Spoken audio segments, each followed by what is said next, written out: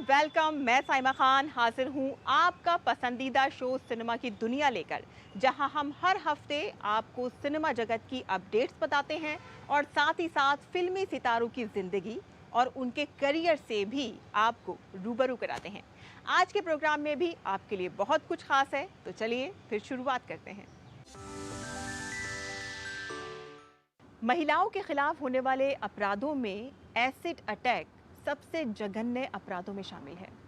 ये अटैक जिस किसी भी महिला या लड़की पर होता है, इसका दर्द न सिर्फ उसके शरीर पर होता है, बल्कि उसकी आत्मा और उसको अंदर तक घायल कर देता है। ऐसी महिलाओं और लड़कियों की जिंदगी को एक बार फिर से पटरी पर लाने के कई तरह से प्रयास हो रहे हैं, और ऐसी ही एक पहल miss and Mrs red carpet crown of India की तरफ से की गई, जहां इन लड़कियों और महिलाओं के लिए एक फैशन शो का आयोजन किया गया। इस फैशन शो ने न सिर्फ इन महिलाओं और इन लड़कियों में आत्मविश्वास पैदा किया, बल्कि इनके अंदर एक नई उमंग और एक नई उम्मीद भी पैदा की।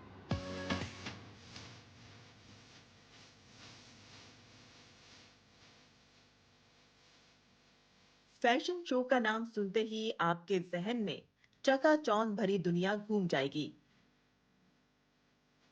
हाल ही में नोएडा में एक ऐसे फैशन शो का आयोजन हुआ, जहां सुंदरता का मापदंड सिर्फ आत्मविश्वास था।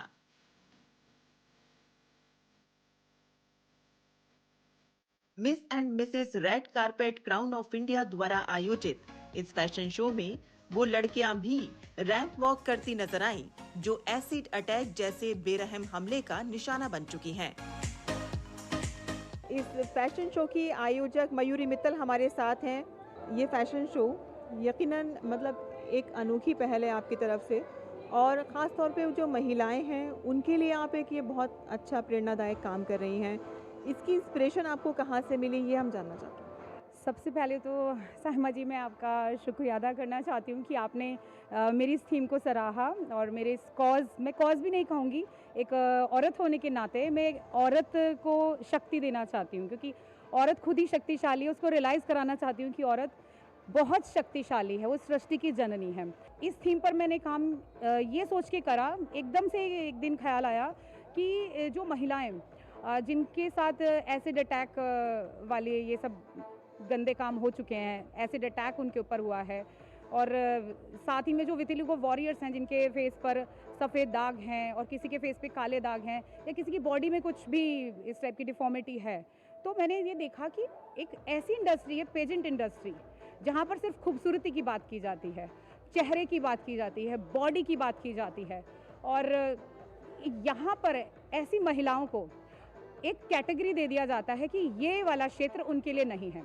मैं इस बात का खंडन करके इस पेजेंट शो की शुरुआत कर रही हूँ कि हर औरत खूबसूरत है, हर महिला खूबसूरत है, और ये उनको बताने की ज़रूरत है कि खूबसूरती सिर्फ चेहरे की खूबसूरती नहीं होती है, बॉडी की खूबसूरती नहीं होती है। हर क्षेत्र की महिला यहाँ पर मौजूद है, चाहे वो प्रोफेशनल वाइज डॉक्टर हैं, गायनोकोलॉजिस्ट हैं, यहाँ पे जो पार्टिसिपेंट्स हैं, एसिड अटैक सर्वाइवर यहाँ पर पार्टिसिपेंट हैं, उसके अलावा वितिलिगो वॉरियर्स यहाँ पे पार्टिसिपेंट हैं, और सौम्या जैन हैं, आप देखेंगे वो एक बाय बर्थ एक बीमारी से जूझ रही थी, और वो यहाँ पर एज ए गेस्ट हैं, और वो एक मिसाल है लोगों के लिए। जब ये महिलाएं या फिर ये लड़कियां जब ये फैशन शो करती हैं, तो इनकी प्रतिक्रिया कैसी होती है? क्या इनके अंदर आत्मविश्वास पैदा होता है कि हाँ, अभी भी हम समाज से जुड़े हुए हैं और अभी भी हम ये सब कुछ कर सकते हैं? जी बिल्कुल, क्योंकि जब मेरे पास मैंने ये ऑफ़र करा कि ये पेजेंट शो सभी के लिए है, ख़ासकर इन लोगों के लिए नहीं कहना चाहूँगी, हमारी इंस्पायरिंग पार्टिसिपेंट्स के लिए। तो उनका ये कहना था कि हम कैसे करेंगे वहाँ पर, हम कैसे चलेंगे, हम कैसे कपड़े पहनेंगे, क्योंकि ऑब्वियसली उनके फेस पर इतना ज़्यादा वो सब कुछ ख़राब हो चुका है, वहाँ मेकअप कैसे अप्लाई होगा। तो मैंने उनको यही बोला कि आप बेहद खूबसूरत हैं, आपको जैसा भी जो भी हुआ है आपके साथ, आप खूबसूरत हैं, इस बात को जानिए, और आप यहाँ पे अच्छे से कर पाएंगे। उनको विश्वास दिलाना पड़ा मुझे उनको बताना पड़ा कि खूबसूरती आपके शरीर की या चेहरे की नहीं है। जब आप अपने आप को रिप्रेजेंट करोगे स्टेज पर, जैसे आप वॉक करके आओगे कॉन्फिडेंस के साथ, और आप अपने इंट्रोडक्शन दोगे और अपना मोटिवेशनल स्टोरी लोगों के सामने बताओगे, वो आपकी खूबसूरत होगी और आप ताज के, क्राउन के हकदार होंगे।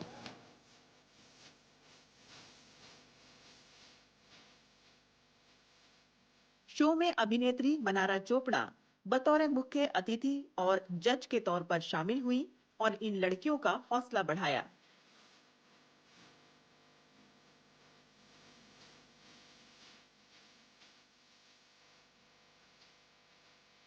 क्या आपको ऐसा लगता है कि फ़िल्म एक बहुत अच्छा माध्यम है लोगों को जागरूक करने के लिए और ख़ास तौर पे महिलाओं को लेकर जिस तरह से अपराध बढ़ रहे हैं, उसको भी लेकर वो एक जागरूकता फैलाएगा और कहीं न कहीं आप सोसाइटी में कुछ चेंज देखती हैं या फिर कुछ चाहती हैं फिर? वेल जो करंटली हुआ है, what we saw in West Bengal, जो एक महिला के साथ हुआ, उसके बाद तो मैं किस प्रकार का चेंज एक्सपेक्ट करूं और मैं क्या सोचूं कि हमारी सोसाइटी वहीं रह गई जहां हम प्रोबेबली 10 साल पहले थे। हाँ, हमारी कंट्री में बहुत ज़्यादा आईटी सेक्टर ग्रो हुआ है, इंफ्रास्ट्रक्चर ग्रो हुआ है, पर क्या कुछ मर्दों का माइंडसेट ग्रो हुआ है? क्या वो औरतों को रिस्पेक्ट देना जानते हैं? क्या क्योंकि मैं अपनी सोसाइटी में ये भी देखती हूँ जो वेस्ट बंगाल में हुआ, which is very unfortunate, but क्या मर्दों और औरतों को सेम ओहदा मिला है? I don't think so, because अगर एक कई सेक्शन ऑफ सोसाइटी में if a man is doing something, he is treated as a hero, and if the same thing is done by a woman, उसको इतनी तरह के नामों से पुकारा जाता है, which is so wrong. And अगर हम करें ग्रोथ की, तो अभी मैं अपने देश से बहुत ज़्यादा प्यार करती हूँ। मैं पूरा विदेश भी घूमती रहती हूँ, सब कुछ, बट जब वापस आना होता है तो मुझे घर दिखता है, अपना हिंदुस्तान दिखता है। और मैं बहुत सौभाग्य अपने आप को, मैं I am grateful to my country कि मुझे जिस तरह की अपॉर्चुनिटीज़ मिली और जिस तरह का हिंदुस्तानियों से प्यार मिला। बट ये जो हुआ, मतलब उससे तो मेरी भी रूह कांप गई, and it was so like उनकी फैमिली के लिए भी बहुत फील हुआ मुझे। प्रेरणादायक ये एक प्रोग्राम हो रहा है जहाँ पर इस तरह की महिलाओं को एक प्लेटफॉर्म मिल रहा है ताकि वो भी ऐसे ना समझें कि भाई वो समाज से कुछ अलग हो गई हैं, उनके अंदर कोई कमी आ गई है। तो आप उसको किस तरह से देखती हैं कि क्या फ़िल्में भी इस तरह का एक माध्यम होती हैं लोगों को जागरूक करने के लिए और क्या मैसेज जाता है? देखिए, डेफ़िनेटली जो फ़िल्में होती हैं वो आपका एक ज़रिया है जो बहुत ऑडियंस तक पहुंचता है। बट आई थिंक अगर आप इस तरह की महिलाओं की भी बात करें, उनको जिस तरह का इंकरेजमेंट मयूरी जी ने दिया है, या सोसाइटी में उन्हें जिस तरह का मिल रहा है, फ़र्स्ट ऑफ़ ऑल तो आपको कभी भी लाइफ में किसी भी बात के लिए, एटलीस्ट मैं अपने लिए कभी नहीं फ़ील करती, आपको इन्फीरियर फ़ील करना ही नहीं चाहिए। क्योंकि आप जो भी हो, आपने आप अपनी वजह से हो। आप जो अंदर से थॉट प्रोसेस रखते हो, या आपने जिस तरह से अपना माइंडसेट लाइफ में बनाया है, उसकी वजह से हो। तो आप अपने आप को कम कैसे समझ सकते हो?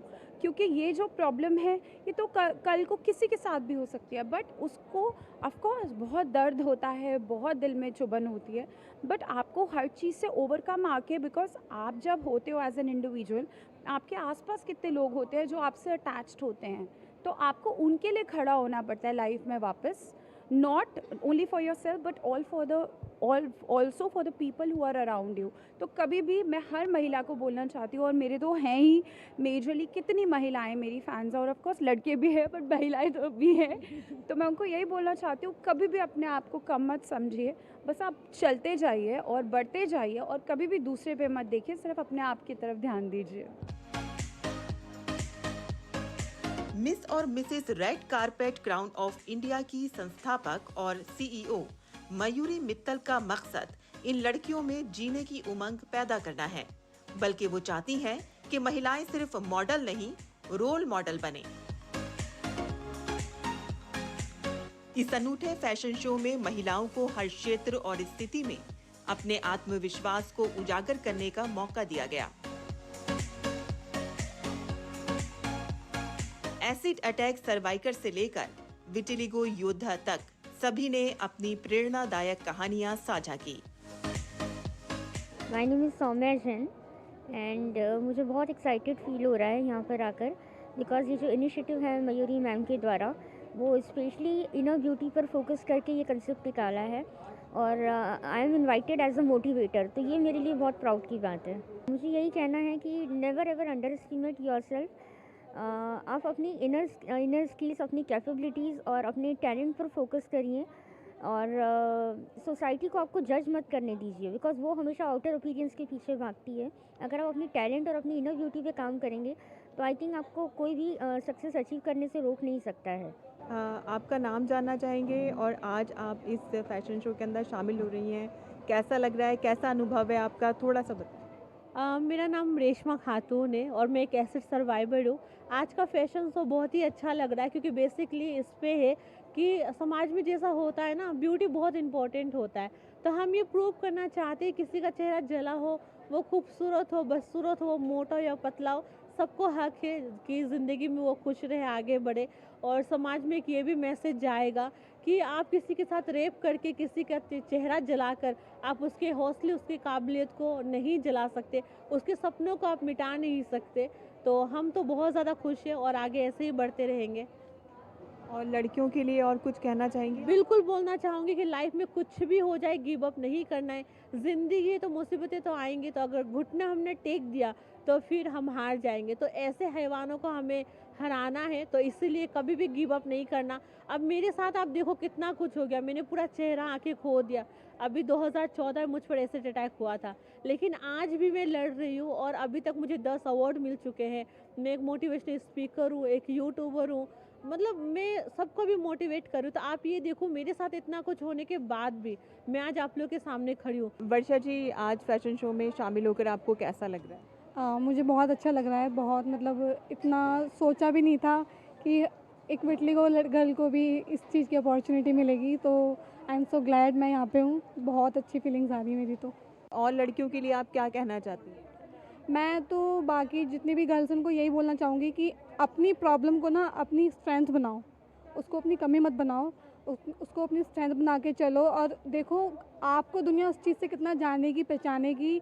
और हमेशा मोटिवेट रहो और कभी भी ये मत सोचो कि मैं ऐसी हूँ, सबसे अलग हूँ। आप ये सोचो आपको जो भी दिया भगवान ने, गॉड गिफ्टेड दिया है, आप सबसे अलग हो, यूनिक हो, इसीलिए तो आप लोग पूछ रहे हैं आपको। मेरा नाम अंजलि है और मैं दिल्ली से हूँ और मुझे यहाँ के तो बहुत अच्छा लगा। ऐसा मतलब कभी हुआ नहीं कि हमें ऐसा प्लेटफॉर्म मिला हो, आज फर्स्ट टाइम मिल रहा है। मैं बहुत खुश हूँ और बहुत एक्साइटेड भी हूँ।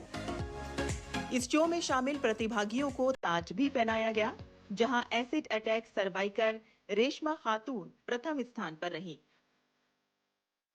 वर्षा, जो विटिलिगो योद्धा हैं, उन्हें प्रथम रनर अप घोषित किया गया।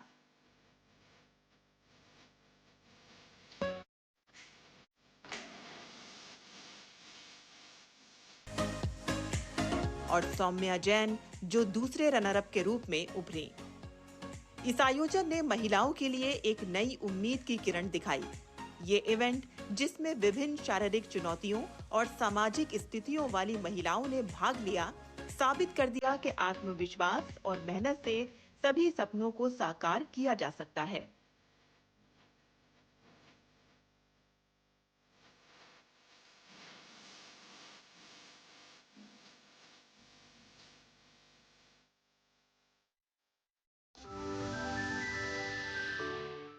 कैलाश खेर, जो भारत के पॉप रॉक गायक हैं, उनकी गायकी भारत के लोक संगीत और सूफियाना संगीत से बहुत ज़्यादा प्रभावित है और उनकी गायकी मौजूदा गायकों से थोड़ी सी अलग है, थोड़ी सी हटकर है।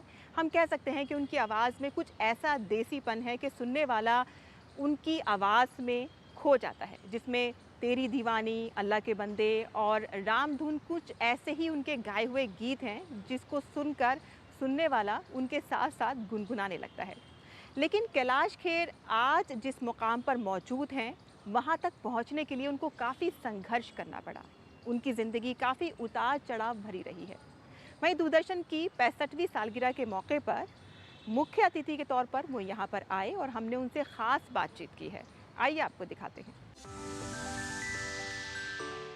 हमारे साथ एक ऐसी शख्सियत हैं जिनके बारे में जितनी बात की जाए, जितनी तारीफ़ की जाए वो कम है। उनके परफॉर्मेंस के बारे में जितनी बात की जाए वो भी कम है। जी हाँ, आप शायद सही समझ रहे होंगे, हम बात कर रहे हैं पद्मश्री कैलाश खेर जी की, जो खुद हमारे साथ मौजूद है। बहुत बहुत स्वागत है कैलाश खेर जी आपका डीडी न्यूज़ में। धन्यवाद आपको बारंबार। अ, अब जब दूरदर्शन 65 साल का होने जा रहा है, एक लंबी जर्नी और एक शानदार जर्नी रही है और इसमें आपका भी एक तरह से बहुत जुड़ाव रहा है। समय-समय पर आपके यहाँ इंटरव्यूज़ रहे हैं, आपके परफॉर्मेंसेज़ रहे हैं। कैसे देखते हैं आप इस जर्नी को? जी, दूरदर्शन मैं ऐसे देखता हूँ जैसे परिवार के बड़े, परिवार के ही सदस्य जब उनका सेलिब्रेशन हो, तो हमारे जीवन की ग्रोथ, वैसे भी भारत जो है वो भावनाओं का नाम है और इमोशंस का नाम है, और ऐसे में दूरदर्शन भावनाओं से जुड़ा हुआ एक चैनल है। भारत का अपना चैनल है, भारत का पहला चैनल है, और 65 इयर्स पलक झपकते ही लग रहा है, अरे इसका मतलब आज़ादी तो 75 वर्ष हो गए हैं और हमारा दूरदर्शन अब 65 का हो रहा है। वाओ, कब से है हमारा दूरदर्शन, यानी हमारा साथ कब से है परमात्मा की दया से। तो अपने आप में ये बहुत ही बड़ा रीज़न है सेलिब्रेशन का, और इस उत्सव को पूरे भारत से मैं निवेदन करता हूँ कि है मेरे भारत, आपके घर घर में न केवल मनोरंजन बल्कि जानकारियाँ, बल्कि इन्फॉर्मेशंस और बहुत सारी ऐसी बातें जो आपकी भावनाओं से जुड़ी होती हैं, वो दूरदर्शन पे आप देखते आए हैं। भले प्रोग्राम कृषि का हो, भले प्रोग्राम चित्रहार का हो, भले प्रोग्राम सामान्य जानकारी का हो, भले प्रोग्राम कोई ऐसा हो जो कुछ अचीवमेंट हुई हो, और बहुत सारी इस तरह की ज्ञानवर्धक बातें दूरदर्शन बताता आया है। तो हमारे परिवार का, हमारे जीवन का, हमारी ज़िंदगी का बहुत ही अहम हिस्सा रह रहा है दूरदर्शन, और आज 65 वर्ष का हो रहा है। बहुत ही बड़ा सेलिब्रेशन का समय है, हम सब मनाएंगे। सर, एक लंबा समय आपका इस दूरदर्शन के साथ जुड़ाव रहा है। क्या आपको याद है आपका पहला परफॉर्मेंस कब था और कैसा रहा? जी, दूरदर्शन पे मेरा सबसे पहला इंटरव्यू हुआ था बड़ा, और उस बड़े इंटरव्यू में मेरा पहला गाना अल्लाह के बंदे फीचर हुआ था। तब कुछ फिल्मों के गाने रिलीज़ हो गए थे और एल्बम हमारी रिकॉर्ड हो गई थी, तब तक रिलीज़ नहीं हुई थी। तो हमने थोड़ा उसके बारे में भी बताया था, कैलासा, जिसमें तेरी दीवानी और तौबा तौबा ये गाने थे। तो हमारी रिलीज़ होने से पहले ही हमने दूरदर्शन पे ही उसके बारे में थोड़ा बताया था, और तब से हमारा दूरदर्शन के साथ बहुत प्यारा रिश्ता है। सर, दूरदर्शन जिस तरह के कार्यक्रम लेके आता है, ज़ाहिर है वो उसका जनता का से एक ख़ास कंसर्न होता है, और आपके भी जो सॉन्ग्स होते हैं वो रिलेट करते हैं सामाजिक मुद्दों से, सामाजिक जुड़ाव से। किस तरह से आप देखते हैं दूरदर्शन के इन कार्यक्रमों को, और अभी आने वाला आपका और कौन सा गाना, गीत जल्दी ही लोगों को मिलेगा? हम क्या हैं, देखिए, मनोरंजन के लिए हम गाते नहीं सिर्फ, और मनोरंजन के लिए, गाने के लिए हमको शायद भगवान ने भेजा भी नहीं। तो बहुत बड़ा एक जिम्मा, बहुत बड़ा एक लक्ष्य हमको लेकर उतारा धरती पर कि ये लीजिए, तुझ में यदि मैं ताप भर रहा हूँ तो तू सूरज बन और विटामिन डी बांट, सबको ज़िंदगी बांट इस धरती पर। क्यों? क्योंकि तू सूरज है। तुझे मैंने चंद्रमा बनाया है, शीतलता बांट, अम्लता बांट इस पृथ्वी को, थोड़ा ठंडक बांट, और प्यार से सुला सब लोगों को। समुद्र में ज्वार भाटे उगा, क्यों? क्योंकि तुझ में मैंने इतना ताप भर दिया है। हवाओं को कहा, ऐ मेरी हवाओं, ऐ मेरे वृक्षों, जाओ मेरी धरती को, मेरे बालकों को, मैंने जो सृष्टि का निर्माण किया है, मेरे महादेव ने कहा कि जाओ उनको ऑक्सीजन बांटो, प्राणवायु बांटो। भरा वही होता है जो बांटता है, जो बांटता है वही भरा होता है। तो ये सारी ड्यूटी होती हैं। मनोरंजन के लिए हमको भेजा नहीं है, मनोरंजन के साथ साथ अवलोकन, आत्मचिंतन, आत्ममंथन, इसके लिए भी हमें भेजा है। इसलिए हमारे गाने जिस प्रकार के होते हैं कैलासा के, दूरदर्शन उसका एक प्रतिरूप लगता है हमको। जैसे मन की अगर बात कहीं सुननी हो, मन की अगर कुछ बात समझनी हो, तो बस आप थोड़ा सा दूरदर्शन के साथ इमोशनली जुड़ के रहिए, कोई ना कोई शो आपके मतलब का ज़रूर दूरदर्शन पे होता है। सर, अगर आने वाले जो युवा हैं और जो संगीत में रुचि रखते हैं, उनको एक अगर कैलाश खेर से मैसेज मिलना चाहिए तो क्या मिलना चाहिए? तो मैं ये मैसेज देना चाहता हूँ कि जो दाना मिट्टी में गलता है, एक दिन वही फलता है। तो गलना पड़ेगा आपको, जल्दी नहीं करनी, धैर्य रखना पड़ेगा। हर कलाकार को, हर साधक को बहुत ध्यान से तपस्वी होकर चलना पड़ता है, और तपस्वी कोई फास्ट फूड नहीं है, कोई ऐसा फॉर्मूला नहीं है कि एटीएम की तरह इधर बटन डालो, बटन दबाओ और उधर से कुछ निकलेगा ना। इसमें सब्र भी चाहिए, मेहनत तो है, साधना तो है, लेकिन उसके बाद धैर्य भी चाहिए। तो ऐ मेरे जितने भी नव युवकों, नव कलाकारों, नवोदित जितने भी साधक हैं, रॉक स्टार बनना तो सबकी ख्वाहिश है, लेकिन साधक बनना सबकी ख्वाहिश नहीं होती। एक बार आप साधक बन जाते हैं तो मेरे दाता पता लगा आपको रॉक स्टार तो क्या न जाने कौन कौन सा स्टार बना देते हैं, कई बार तो मून बना देते हैं। बहुत बहुत धन्यवाद इतनी खास और अच्छी बातचीत करने के लिए। Thank you. कोरोना के बाद से पैन इंडियन फिल्मों का जो दौर शुरू हुआ तो थमने का नाम नहीं ले रहा है और जूनियर एनटीआर जो साउथ के बहुत बड़े सुपरस्टार बन के उभरे हैं, उनकी देवरा फिल्म जल्द ही सिनेमाघरों में रिलीज होने जा रही है, जिसका उनके फैंस बहुत ही बेसब्री से इंतजार कर रहे हैं। इसके अलावा और कौन कौन सी फिल्में सिनेमाघरों में दस्तक देने जा रही हैं, आइए आपको दिखाते हैं। South superstar junior NTR, Saif Ali Khan और जानवी कपूर की आगामी फिल्म देवरा इन दिनों खूब सुर्खियों में है। उसके आने का वक्त आ गया है। कोरताला शिवा द्वारा लिखित और निर्देशित ये फिल्म 2024 की सबसे रोमांचक फिल्मों में से एक है। हाल ही में इस फिल्म का फर्स्ट लुक वीडियो जारी किया गया था, जिसे देखने के बाद फैंस का उत्साह 7वें आसमान पर पहुंच गया है। फिल्म एक्शन से भरपूर है।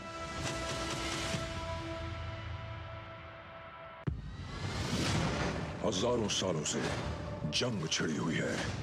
पैरामाउंट पिक्चर की बहुप्रतीक्षित फिल्म ट्रांसफॉर्मर 1 भी सितंबर में दर्शकों के लिए आने वाली है, जो ट्रांसफॉर्मर फ्रेंचाइज का एक एनिमेटेड प्रीक्वल है। ट्रांसफॉर्म हो सकता है। नहीं रुको।